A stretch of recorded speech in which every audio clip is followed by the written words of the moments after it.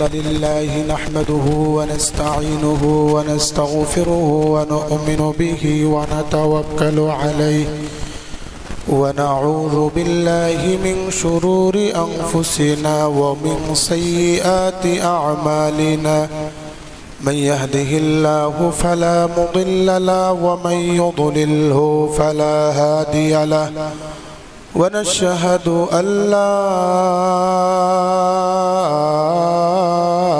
إله إلا الله الحي القيوم الذي لا تأخذه سنة ولا نوم ونشهد أن سيدنا وسندنا وحبيبنا وحبيب أرواحنا محمدا عبد الله ورسوله فقد قال الله تعالى في كلامه المجيد والفرقان الحميد أعوذ بالله من الشيطان الرجيم بسم الله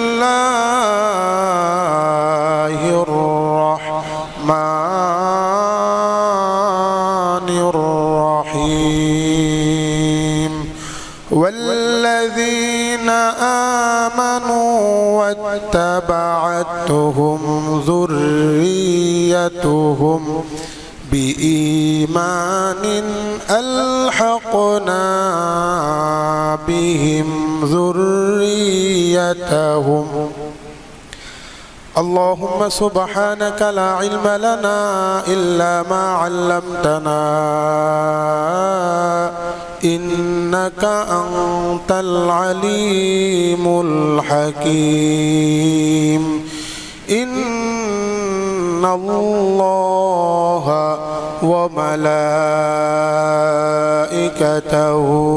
يصلون على النبي يا أيها الذين آمنوا صلوا عليه وسلموا تسليما اللهم صل على سيدنا ونبينا وشفيعنا وحبيبنا ومولانا محمد صلى الله تعالى عليه وعلى آله وأصحابه وبارك وسلم بلغ العلم بكماله كشف الدجى بجماله حسنت جميع خصاله صلوا عليه أحسن منك لم ترى قط عيني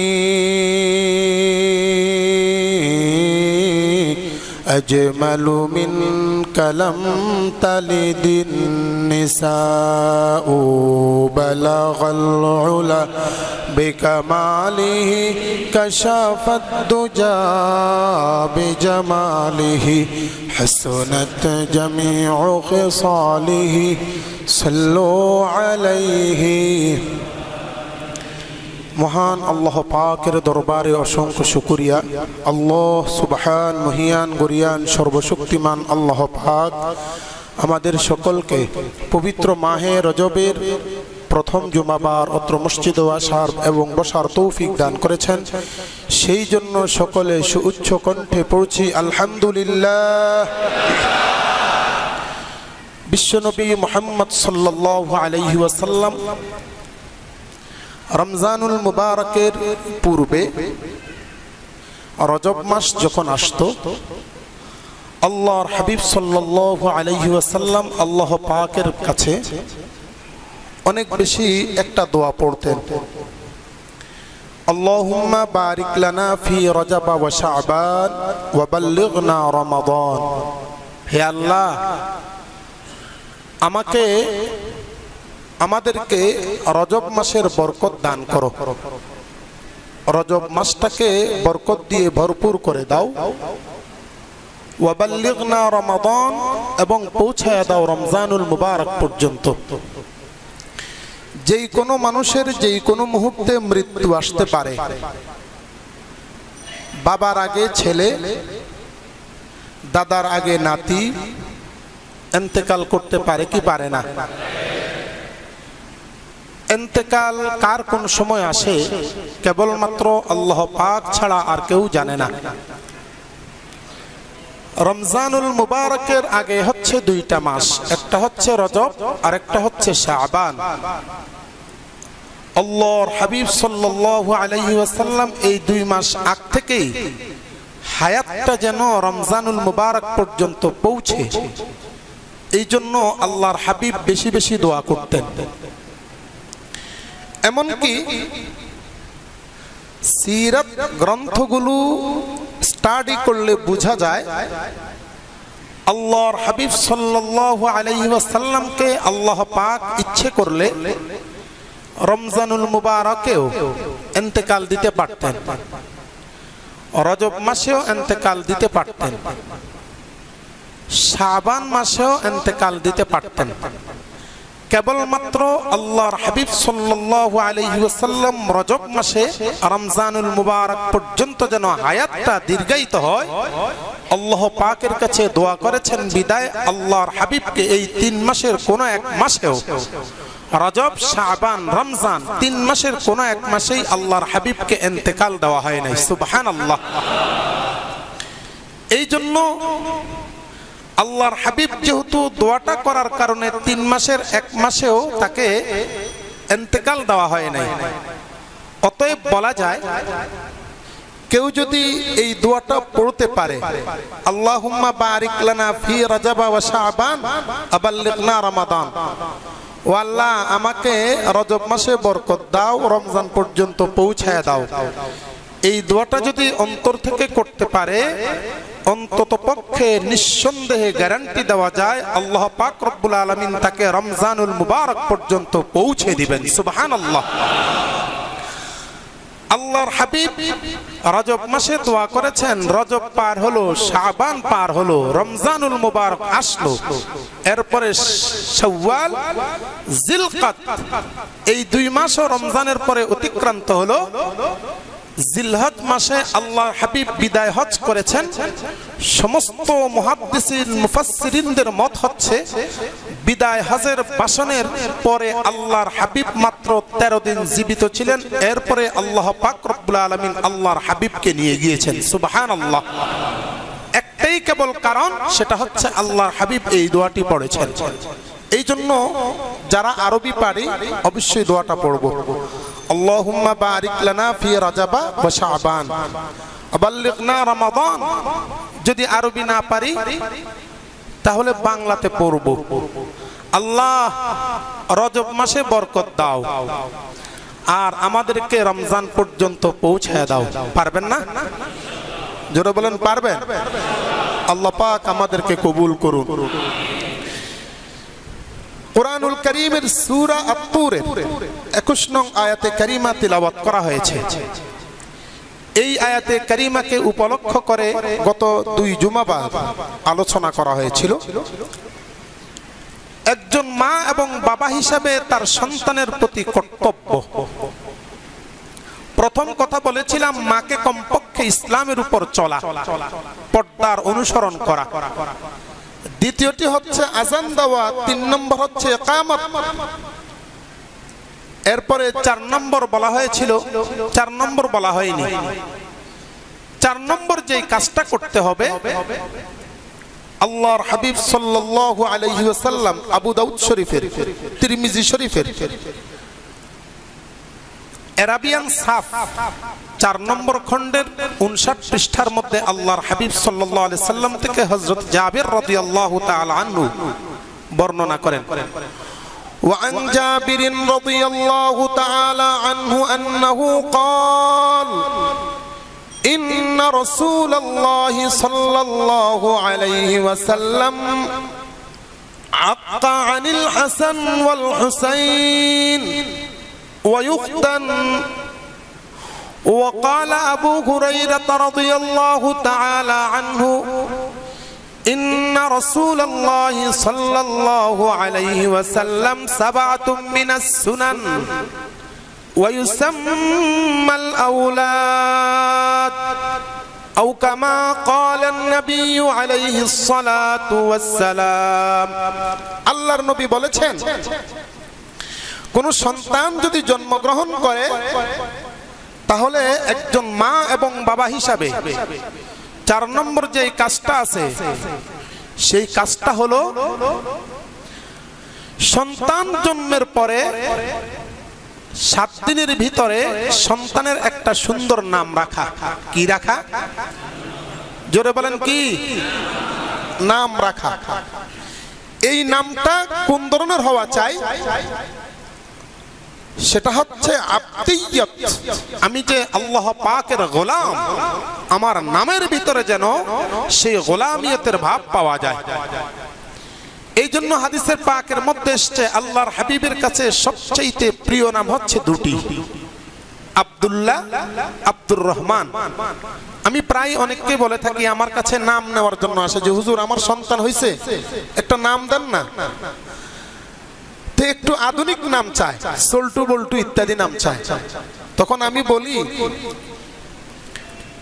general লাইনে হোক, অর্থাৎ দুনিয়াবি হোক অথবা আখিরাতি হোক, যারা জেনারেল শিক্ষিত আছেন, বড় পদমর্যাদায় চলে গেছেন, ওনাদের কারো নামের সাথে কিন্তু আধুনিক কোনো নাম নাই, সব হচ্ছে পুরাতন নাম। চাই সে ইসলাম বিদ্বেষী হোক অথবা ইসলামের পক্ষে থাকুক। আমাদের দেশের যতজন প্রেসিডেন্ট এই পর্যন্ত আসছে সবার নাম কিন্তু এখন বর্তমান যিনি আছেন উনি হচ্ছেন আব্দুল হামিদ। আধুনিক নাম না পুরাতন নাম? পুরাতন নাম। মন্ত্রী যতজন আছে সবার নাম কিন্তু আধুনিক নয়, পুরাতন। সাইফুর রহমান, হাসানুল হকিনু, রাশেদ খান মেনন ইত্যাদি ইত্যাদি সব কিন্তু পুরাতন নাম। এরপরে যদি আপনি আসেন যে ইসলামিক মাইন্ডের দিকে, বড় আলেম যারা হয়েছেন, আজিজুল হক রাহিমাহুল্লাহ, ফজলুল হক আমিনী, তাজুল ইসলাম, আল্লামা মাহমুদুল হাসান, আল্লামা আহমদ শফি, যাদেরকেই বলেন না কেন বড় মানুষ ইসলামিক লাইনে, ওনাদের নামটাও সেই পুরাতন নাম। এর থেকে একটা জিনিস আমাদের শিক্ষণীয় বিষয়, সেটা হচ্ছে আমি আমার সন্তানটিকে যদি বড় করতে চাই, আধুনিক নাম নয় বরং সনাতন পুরাতন নামগুলো রাখা চাই। নামের সাথে একটা সম্পর্ক জুড়ে। কিন্তু এমন নাম রাখা উচিত নয় যেই নামের কারণে হিন্দু না মুসলমান বুঝাই বড় কষ্ট। আছে কি নাই? কাল কিয়ামত দিবসে আল্লাহ পাক রব্বুল আলামিন যখন বিচারালয়ে বসবেন, আল্লাহ পাক রব্বুল আলামিন কেবলমাত্র বান্দাদেরকে, মুসলিম বান্দাদেরকে মাফ করার জন্য, ক্ষমা করার জন্য, জান্নাত দেওয়ার জন্য শুধু ওসিলা তালাশ করবেন। এই জন্য কোরআনুল কারীমের মধ্যে আল্লাহ পাক রব্বুল আলামিন 6 নম্বর পারার 13 নম্বর পৃষ্ঠায় বলছেন, ইয়া আইয়ুহাল্লাযীনা আমানুত্তাকুল্লাহা ওয়াবতাগু ইলাইহিল ওয়াসিলা। ও ঈমানদারেরা, তোমরা ঈমান আনো, মহান আল্লাহ রব্বুল আলামিনকে তোমরা ভয় করো।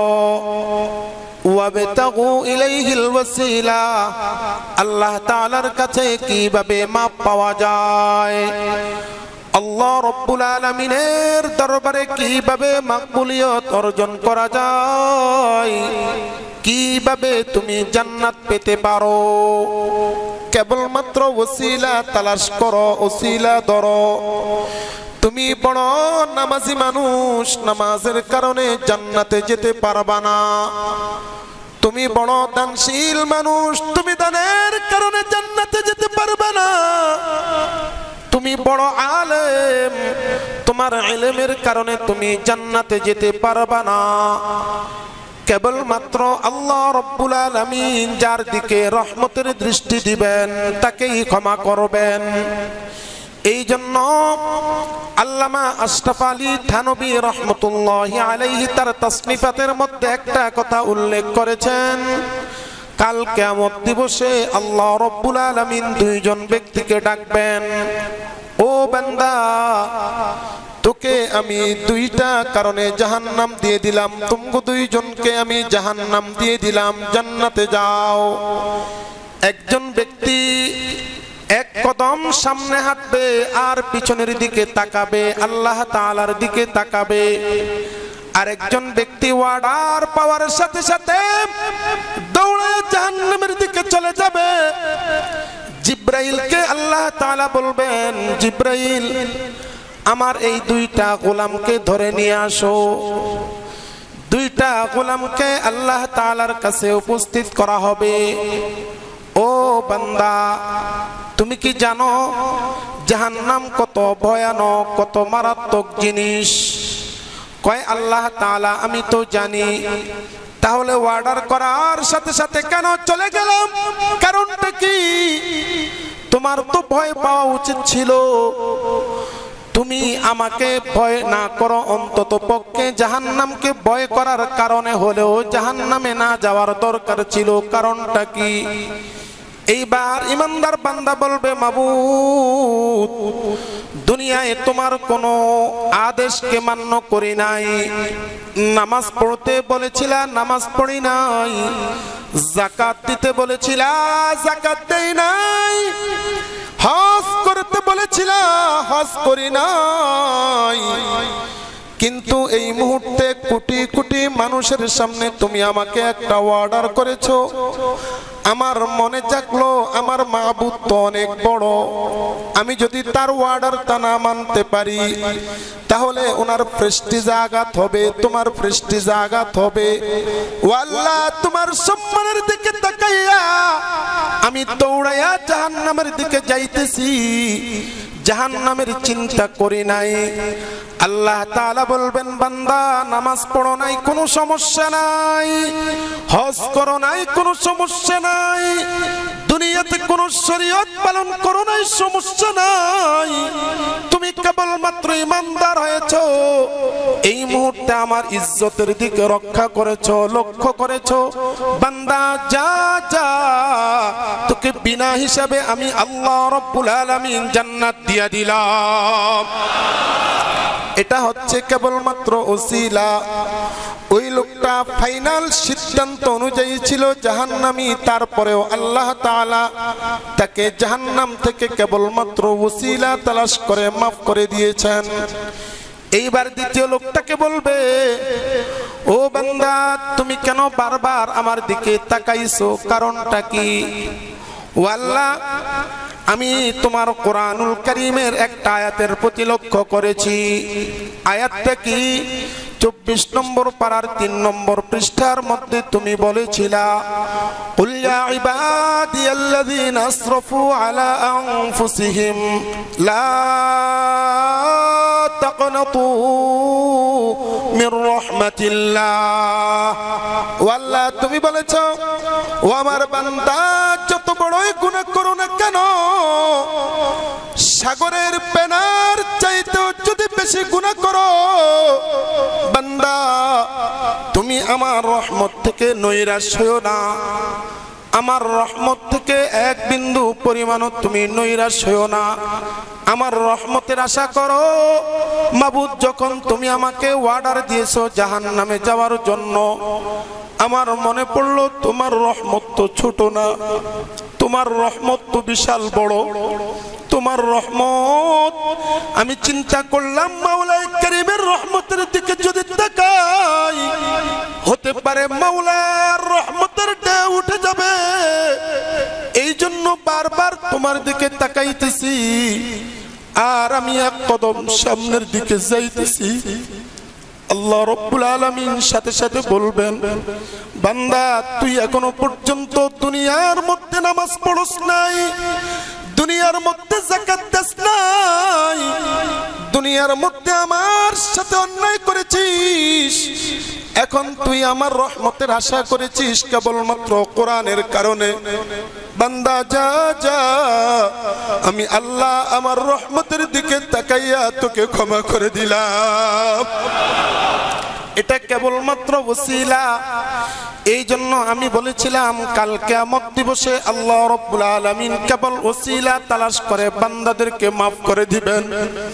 এই জন্য আসুন কেবল আল্লাহ তাআলার কাছে কিভাবে মাপ পাওয়া যায় এই চিন্তা করা।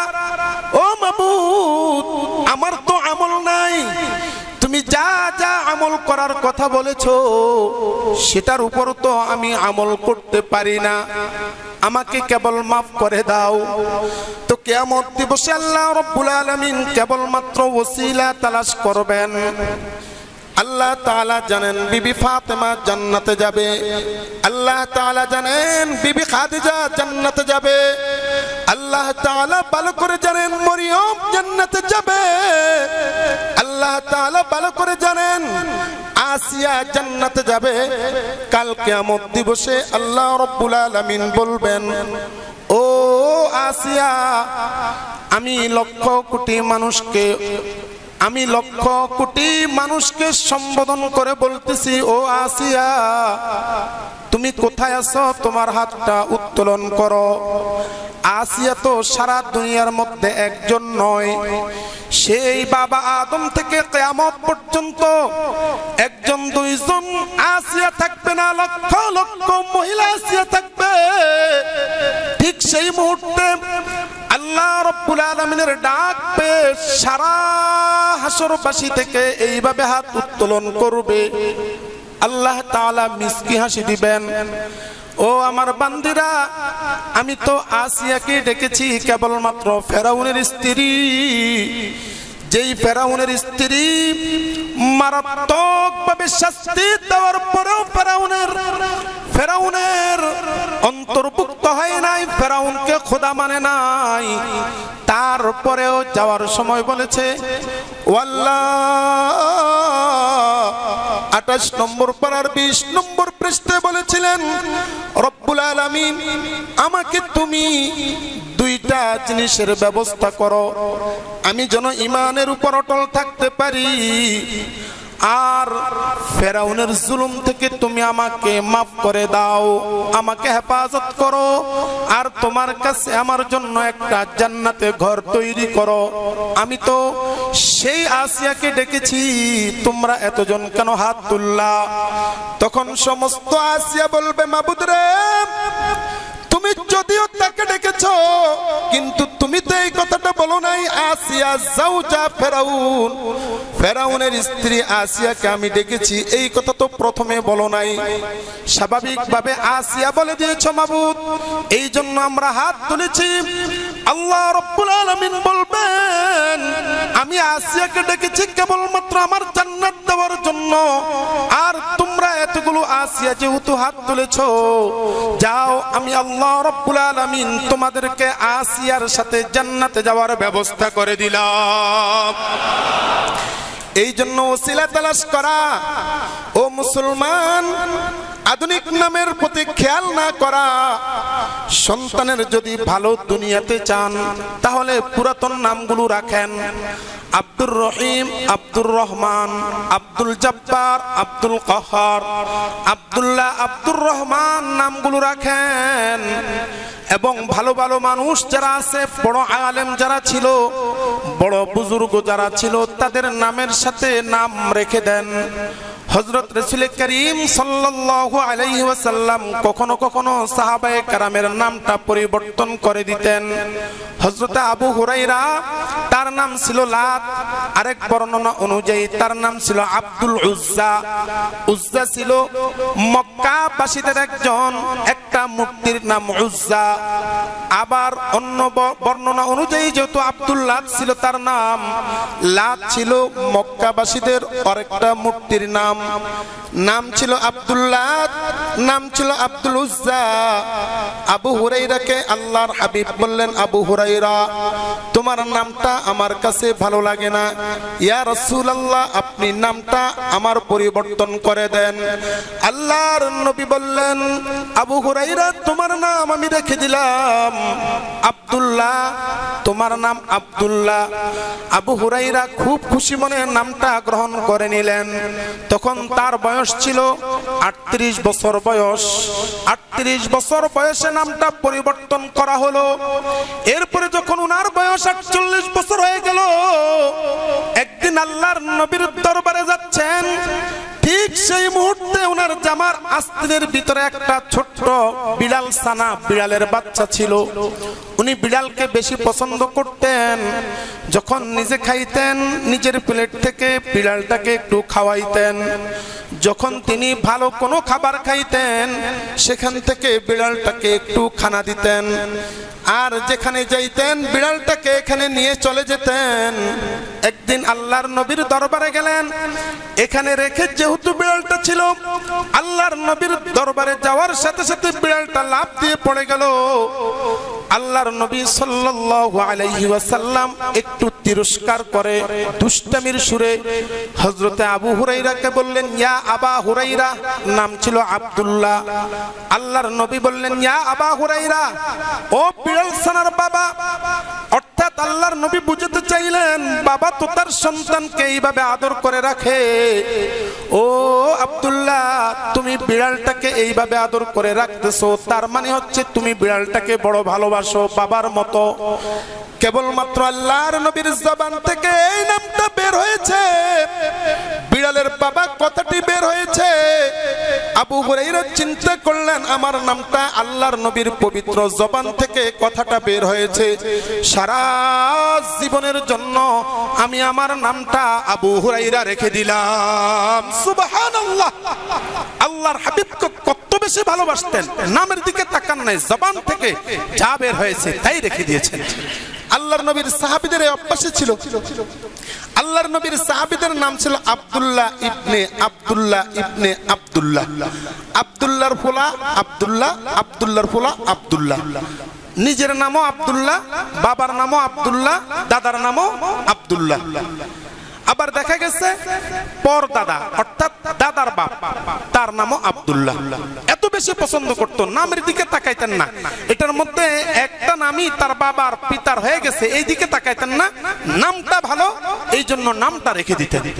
আমরা কি পারবো যে আমাদের সন্তানগুলোর নামটা আমরা আধুনিক না দেখে ভালো ভালো মনীষীদের নামের সাথে মিলিয়ে সেই পুরাতন নামগুলো রাখতে পারবো কি? এই উসিলা কাল কিয়ামত দিবসে জান্নাত পাইতে পারি কি পারি না? জোরে বলেন, পাইতে কি পারি না? আল্লাহ পাক আমাদেরকে কবুল করুন। 5 নম্বর যে কাজটা, সেটা হচ্ছে আকিকা দেওয়া। সন্তানের পক্ষ থেকে 7 দিনের ভিতরে আকিকা দেওয়া। আকিকা দেওয়ার বিধান কি? হযরত রাসূল করিম সাল্লাল্লাহু আলাইহি সাল্লাম সম্পর্কে হযরত জাবের রাদিয়াল্লাহু তাআলা আনহু বলতেছেন, আল্লাহর নবী সাল্লাল্লাহু আলাইহি সাল্লাম হাসান এবং হুসাইন দুইজনের পক্ষ থেকে কাপশান কাপশান 2টা মেষ আল্লাহর নবী আকিকা দিয়েছেন। যদি ছেলে সন্তান হয়, যদি সামর্থ্যবান হই, বড় লোক কেউ হয়, তার যোগ্যতা থাকে, তাহলে ছেলে সন্তানের পক্ষ থেকে 2টা ছাগল, 2টা ছাগল, আর মেয়ের পক্ষ থেকে 1টা ছাগল আকিকা দেওয়া হচ্ছে নফল, মুস্তাহাব, উত্তম কাজ। আর কারো যদি টাকা পয়সা কম থাকে, সামর্থ্য কম থাকে, তাহলে ছেলে হোক মেয়ে হোক 1টা দিলেই যথেষ্ট। অর্থাৎ ছেলের পক্ষ থেকে 1টা, মেয়ের পক্ষ থেকে 1টা। আর কেউ যদি বলেন যে না আমি একটা গরু দিয়ে দেব, তাও দিতে পারেন, কোনো সমস্যা নেই। এটা হচ্ছে আল্লাহর নবীর একটা সুন্নত, আকিকা করা। আকিকা কেন দেওয়া হয়? আকিকা দেওয়ার মূল হিকমত, মূল কারণ হচ্ছে আমার সন্তানটা দুনিয়া বাস করবে, কখনো রোগ হতে পারে, কখনো বিপদ আপদ হতে পারে, কখনো বা রোড অ্যাক্সিডেন্ট হতে পারে, তার কপালে এটা থাকতেই পারে। কোন ব্যক্তি যদি এই আকিকা দেয়, আল্লাহ পাক রব্বুল আলামিন এই আকিকার কারণে তাকে যাবতীয় সর্ব ধরনের দুর্ঘটনা থেকে হেফাজতের দায়িত্ব নিয়ে নেন। এই জন্য আকিকা করা চাই। 7 দিনের ভিতরে যদি করতে পারেন করবেন, ভালো উত্তম। আর 7 দিনের ভিতরে যদি না করা যায় তাহলে এরপরে, অর্থাৎ এরপরে যে কোনো দিন দিয়ে দিতে পারেন। অনেকেই আমাদের দেশে অনেকে আলেম ওলামা এই কথাটা বলেন, বিশেষ করে আহলে হাদিস ভাইরা এই কথাটা বলেন যে কেউ যদি আকিকা দিতে চায় তাহলে 7 দিনের ভিতরে দিতে হবে। 7 দিন ওভার হয়ে গেলে, 7 দিন চলে গেলে এরপরে দেওয়া যাবে না, এটা ভুল। কারো যদি সামর্থ্য না থাকে, তার কাছে এখন টাকা নাই, আল্লাহর নবীর সুন্নত 7 দিনের ভিতরে কথা সত্য, কিন্তু 7 দিন ওভার হয়ে গেলে, অতিরিক্ত হয়ে গেলে এরপরে যে কোনো মুহূর্তে ইচ্ছে করলে আকিকা দিতে পারবে, দিতে পারে। এমনকি নিজের আকিকাও নিজে দিতে পারেন। কেউ বড় হয়েছে, মা বাবা গরিব ছিল, আকিকা দেয় নাই, এখন আপনার টাকা পয়সা হয়েছে, আপনি নিজেও নিজের আকিকা দিতে পারেন। অবশ্যই আল্লাহ পাক রব্বুল আলামিন আল্লাহর হাবিবের সুন্নত পালন হিসাবে আপনাকে অবশ্যই সওয়াব দান করবেন, এই জন্য আকিকা দিবেন। এরপরে আরেকটি যে কাজ, সেটা হচ্ছে খাতনা করা। হাদিসের মধ্যে এসেছে 7 দিনের ভিতরে খাতনা করা। এখন বাচ্চা তো হচ্ছে ছোট, মা যখন দুধ পান করায় হালকা একটু কাঁদলে মার চোখ দিয়ে পানি বাইর হয়, হয় কি হয় না? এখন এই সন্তানকে যদি খাতনা করানো হয় এই 7 দিনের ভিতরে, অত চিল্লা পাল্লা করবে, তাহলে তো মা থাকে কিনা এটা তো সন্দেহ হয়ে যাবে, আরো বেশি চিল্লা পাল্লা করবে। যদি কেউ পারেন 7 দিনের ভিতরে খাতনা করাতে করাবেন, কিন্তু যদি না পারেন তাহলে তার বয়স যখন একটু বেশি হবে, অর্থাৎ বালেগ হওয়ার পূর্বে, প্রাপ্ত বয়স্ক হবার পূর্বে অবশ্যই তাকে খাতনা করাবেন। খাতনা হচ্ছে শিআর, এটাকে সুন্নত বলা যাবে না। শিআর শব্দটির বাংলা অর্থ হচ্ছে নিদর্শন। মনে করেন যখন বিশ্বকাপ টুর্নামেন্ট শুরু হয়, এখন মনে করেন সলিমউদ্দিন গেছে টিভির মধ্যে খেলাটা দেখার জন্য, সে জানে না আজকে কার কার খেলা, কোন দেশের খেলা, এখন টিভির পর্দার দিকে তাকাইতেছে। তো যেহেতু গোল বললে চিল্লান দেয় কি দেয় না, এখন তারা তো চিল্লান দিতে হবে, কে গোল দিল না কে গোল দিল না, আন্দাজে তো চিল্লান দিবে না। আন্দাজে যদি চিল্লান দেয় তাহলে তারা বোকা বলবে। এই জন্য সে তো জানেও না কোন দলের খেলোয়াড়, এটাও চিনে না। তো তার চেনার জন্য একটা উপায় আছে, সেই উপায়টা কি? অনেক সময় তাদের যে শরীরের যে পোশাকটা আছে, এই পোশাকটার আলামত নির্ধারিত, সেখানের মধ্যে ইউনিফর্ম থাকে অথবা সেখানের মধ্যে মনোগ্রাম থাকে ইত্যাদি ইত্যাদি, যে এই মনোগ্রামটা আছে, এই মনোগ্রামটা তারা বোঝা যায় বাংলাদেশ, অথবা তার জামার মধ্যে একটা পতাকা খণ্ডিত থাকে, বাংলাদেশের পতাকা, এর দ্বারা সে বুঝে এটা হচ্ছে বাংলাদেশ। আর অপোজিটে যারা আছে সেখানের মধ্যে ভারতের পতাকাটা আছে, এটার দ্বারা সে বুঝে যে এটা হচ্ছে ভারতের খেলোয়াড়। বুঝে কি বুঝে না? এই যে চিনল পতাকার মাধ্যমে, এই যে চেনা পরিচয় লাভ করা, এটাকে আরবি ভাষায় বলা হয় শিআর। কি বলা হয়? খাতনা করা, এটা হচ্ছে একজন মুসলমানের শিআর। কিভাবে? মনে করেন রোড অ্যাক্সিডেন্ট হলো, ঘটনাক্রমে অ্যাক্সিডেন্টটা হয়েছে আমাদের সেই পুরান শহর ইসলামপুর এলাকায়। ইসলামপুর এলাকায় যারা বসবাস করে ওনারা বেশি মুসলমান না হিন্দু বেশি। তো অ্যাক্সিডেন্টটা সেখানে হয়েছে। এখন ঘটনাক্রমে তার দাঁড়ি নেই, আর পোশাক আশাকও বোঝা যায় না যে লোকটা মুসলমান না হিন্দু। তাহলে কি করতে হবে? তার আসল জায়গায় চেক করতে হবে কি হবে না?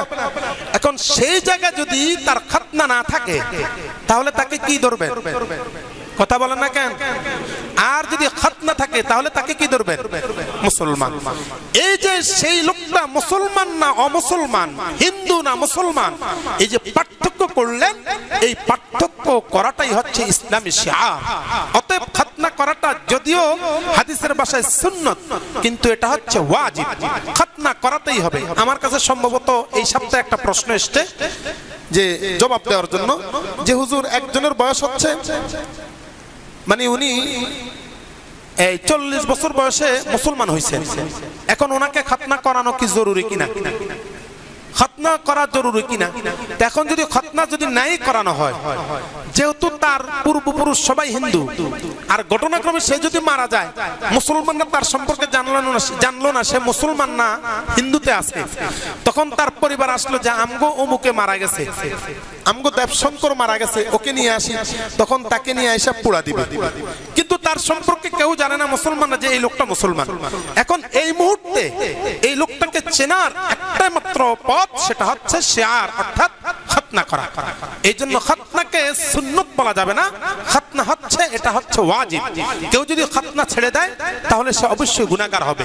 কি হবে? অতএব খতনা করাতেই হবে। এরপরে 6 নম্বর যে 5-7 নম্বর যে কাজটা, সেটা হচ্ছে আমার সন্তানকে একজন আলেম দ্বীন বানাবো। আলেম দ্বীন যদি বানানো না সম্ভব হয় তাহলে কমপক্ষে আমার সন্তানকে আমি কোরআনের শিক্ষা দেব, দ্বীনের শিক্ষা দেব। এরপরে আমার সন্তানকে আমি যেদিকে পড়াই, কিন্তু প্রাইমারি স্টেজে যেই পড়াটা দিতে হবে সেটা হচ্ছে কোরআনের শিক্ষা। কিসের শিক্ষা? কোরআনের শিক্ষা দিতে হবে। আফসোস, আমাদের দেশের মধ্যে এখন কোরআনের শিক্ষাটা দিতে গেলে মনে করে যে তার লাইফটা নষ্ট। আমার কাছে কয়েকজন মুসল্লি এসে বলছেন যে হুজুর, আমার মেয়েটাকে আমি হাফিজি মাদ্রাসায় দিছি, অর্থাৎ অলরেডি 26 পারা মুখস্থ হয়ে গেছে। মেয়েটার বয়স হচ্ছে 8 বছর, 26 পারা মুখস্থ হয়ে গেছে। আমি যখন তাকে মাদ্রাসায় দিয়েছি, আমার পরিবারের সবাই বলতেছে তুই ওর লাইফটা নষ্ট করে দিছিস। আমি ইসলামের দৃষ্টিকোণ থেকে বলছি না, স্বাভাবিক সামাজিকতার দৃষ্টিকোণ থেকে বলছি। আমাদের দেশের পুরুষ এবং মহিলা সরকারিভাবে 33% মহিলারা চাকরি করতে পারবে, মাত্র 33%। আর বাকি 67% পুরুষদের জন্য। এই 33% মহিলাদের জন্য ছাড়া হওয়া সত্ত্বেও 33% মহিলারা চাকরি করতেছে না। সর্বোচ্চ 17 অথবা 18% মহিলা এখন চাকরিতে পাওয়া যায়। তাহলে এই যে পার্সেন্টেজ, এই পার্সেন্টেজের দিকে যদি লক্ষ্য করা হয় তাহলে সাধারণত আমাদের দেশের মহিলারা চাকরি করে না, অধিকাংশই তারা গৃহিণী থাকে। ঠিক কিনা বলেন? এখন ওই লোকটা যে বলল যে তুমি তার লাইফটা নষ্ট করে দিয়েছো, এর অর্থটা কি? আমি এর অর্থ বের করেছি, সেটা হচ্ছে কোরআনের সাথে সম্পর্ক হওয়ার অর্থই হচ্ছে লাইফটা ধ্বংস করে দেওয়া। বিষয়টা এমন না? কারণ মেয়েরা যেহেতু সাধারণত গৃহিণী থাকে, তাকে যদি কোরআন শিক্ষা দেই, তাকে যদি আমি আলেমা বানাই, তাকে যদি হাফেজা বানাই, তাহলে তো তার লাইফটা নষ্ট হওয়ার কথা না।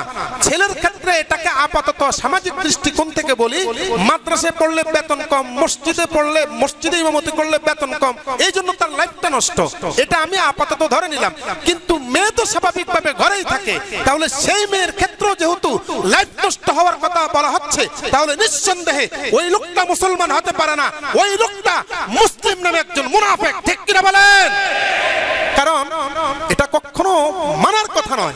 সে ঘরে থাকবে, তারপরে তুমি বলছো লাইফ নষ্ট, এর অর্থ হচ্ছে তুমি কোরআনকে পছন্দ করো না, এর অর্থ হচ্ছে তুমি আল্লাহর নবীর সুন্নতকে ভালোবাসো না, এর অর্থ হচ্ছে আল্লাহর নবীর হাদিসকে তুমি পছন্দ করো না। অতএব মুসলমান সাবধান হতে হবে, আমাকে অবশ্যই কোরআনুল কারীমের শিক্ষা দিতে হবে। এখন আপনি মসজিদে কোরআনের শিক্ষা গ্রহণ করার কারণে, মাদ্রাসা পড়ার কারণে তার বেতনটা কম, এটার জন্য কিন্তু দায়ী আপনারাই হবে। যদি বলেন কেন এটার জন্য দায়ী, কারণ এরা তো সারাটা জীবন, একজন আলেম যেহেতু মনে করে যে লাইফ নষ্ট, সে এই জন্য যাচ্ছে। তার মানে কি? সে কোরআনকে ভালোবাসার কারণেই মাদ্রাসা যাচ্ছে, কোরআনকে ভালোবাসার কারণেই সে কোরআন শিক্ষা গ্রহণ করতেছে। আল্লাহ আল্লাহর রাসূলের প্রতি মহব্বত আছে বিদায় লাইফটাকে নষ্ট করে মাদ্রাসা পড়াশোনা করতেছে। এখন আপনি যদি বেতনটা বাড়ায় দেন, আপনি যদি তাকে ভালো স্যালারি দেন, স্যালারি দেওয়ার কারণে এর দেখা দেখি আরেকজনও বলবে যে না, মাদ্রাসা পড়লে তো ভালোই স্যালারি পাওয়া যায়, তাহলে আমি পড়বো।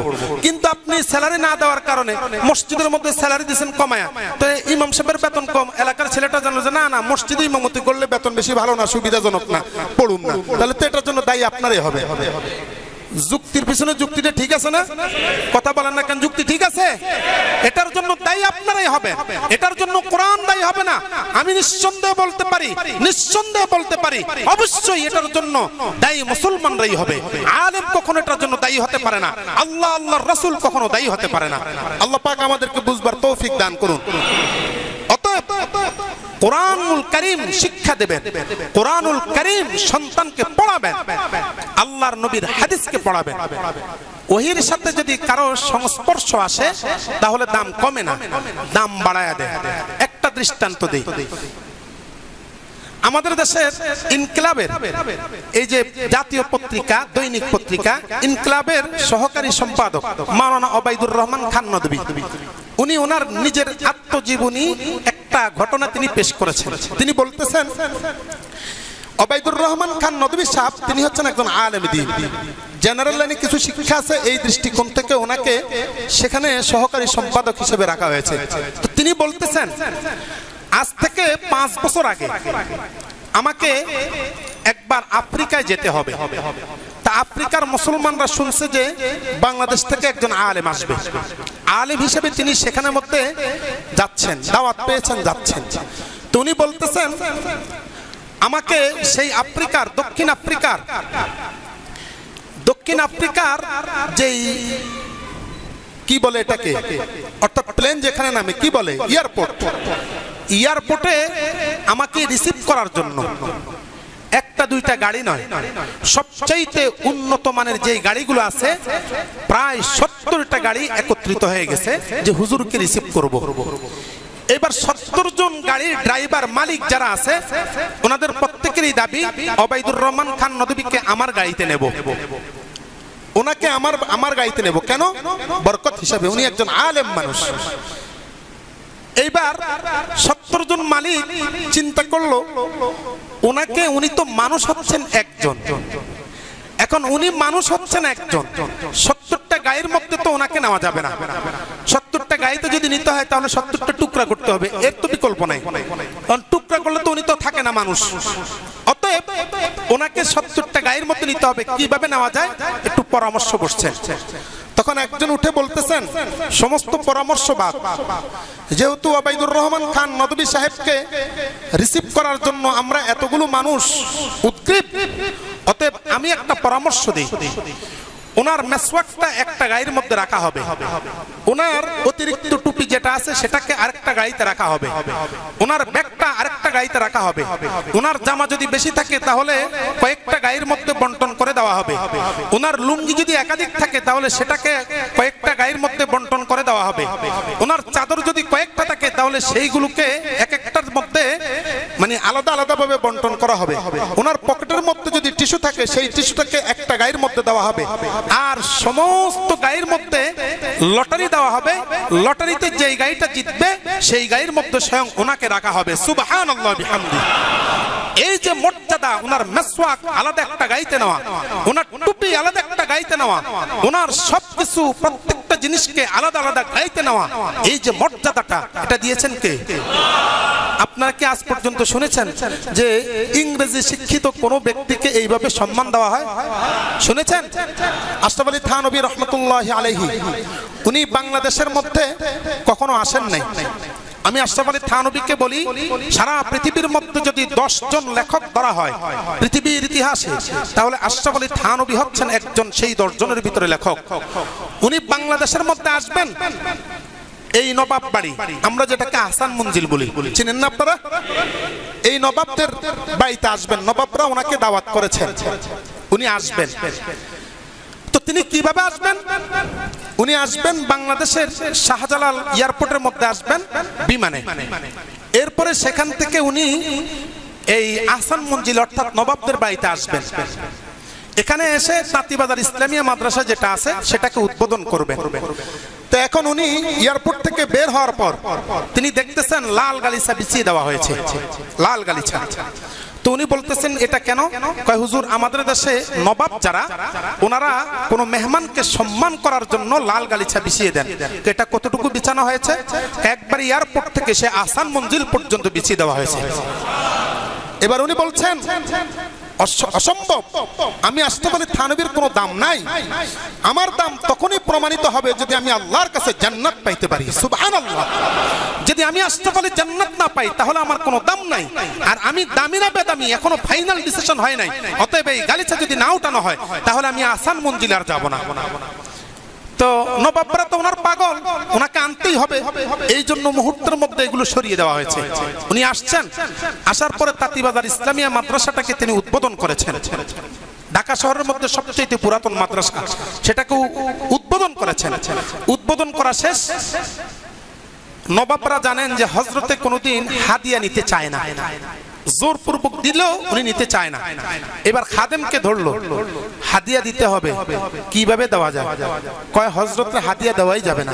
কয় না, তুমি একটা বুদ্ধি দাও, আমরা ওনাকে হাদিয়া দিতেই হবে, আমাদের বড় খাহেশ, ওনার হাতে যদি দেয় উনি তো নেবেন না, তাহলে চুরি করে হলেও একটু কৌশল করে হলেও ওনাকে হাদিয়া পৌঁছাতে হবে।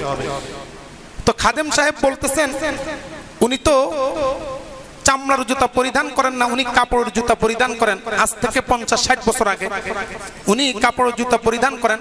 তো এখন কাপড়ের জুতার নিচ থেকে আপনি কেটে ফেলুন, আপনি স্বর্ণ যা কিছু দিবেন, ওনার 3 জোড়া জুতা এখানে মধ্যে আছে, 3 জোড়া জুতার ভিতরে আপনি স্বর্ণকে ঢুকাইয়া দেন।